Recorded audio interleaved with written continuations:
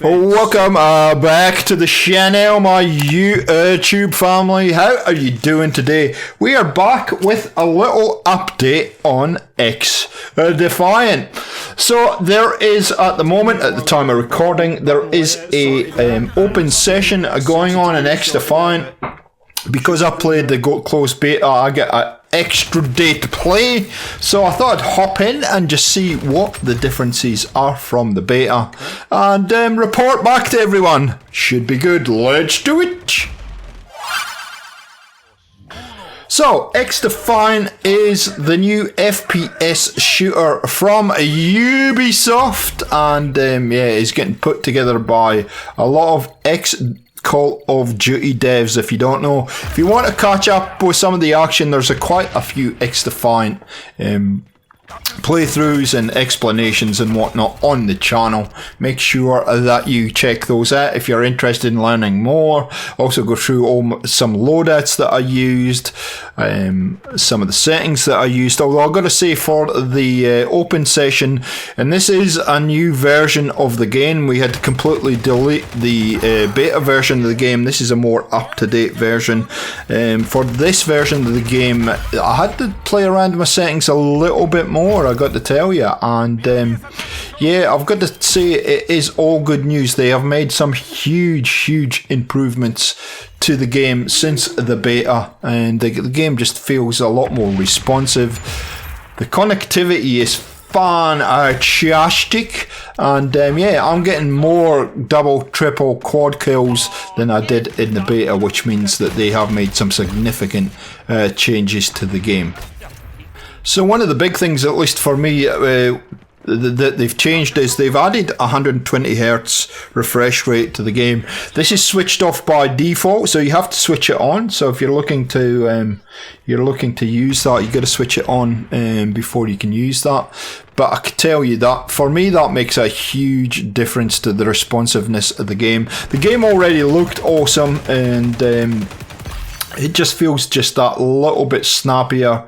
I had to make a few adjustments to my dead zones, strangely enough, this time. I don't know if since the last time I played my dead zone, my sticks have got a little bit drift in them. That happens. I might need to clean them. There might be a little bit dirt or something in there. But anyway, I made a few adjustments there. I've been trying a few different attachments on the loadouts, and that was the beauty of the open session. They allowed you to have all the weapons, all the attachments to play around. They weren't locked. It wasn't a fact. They did that in the beta to start with, where you had to unlock attachments. But with this time, they've just opened all the attachments, all the weapons to you, and you can just play around with them, which I think is the smart thing when you're testing.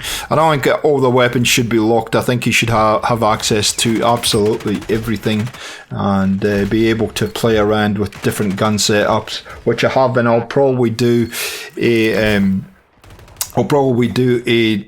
another video just showing you some of the changes that I made from the original weapon setups. But anyway, been trying a lot of different attachments and actually finding some real good luck with them.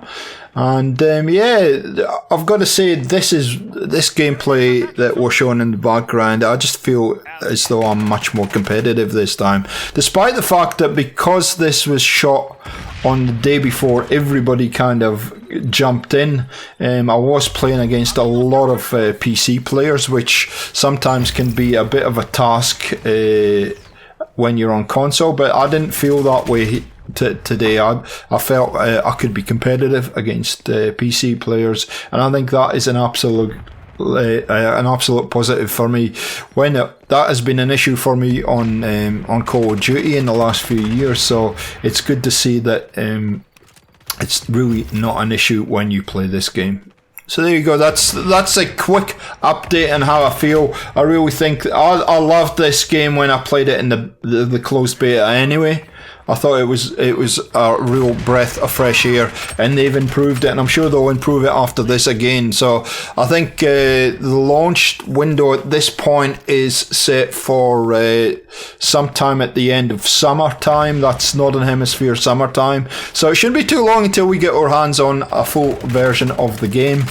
Just to let you know, the open session was only for the next gen console, so PlayStation 5, Xbox Series S and PC, but they did come out on Twitter recently and say that they're not going to limit the game to those platforms. They are actually going to have a version for the last gen consoles, i.e. PlayStation 4 and Xbox One, and they'll keep us posted. And I do encourage you to hop on to the Xdefiant Twitter page if you want to keep up, or the Discord if you want to keep up with all the kind of changes they're making and the release window and the versions and whatnot, because they are very good at communicating with the community. I guess they're building a community right now, so they are being very engaging with everybody, taking everybody's feedback, and they're actually actioning the feedback, which is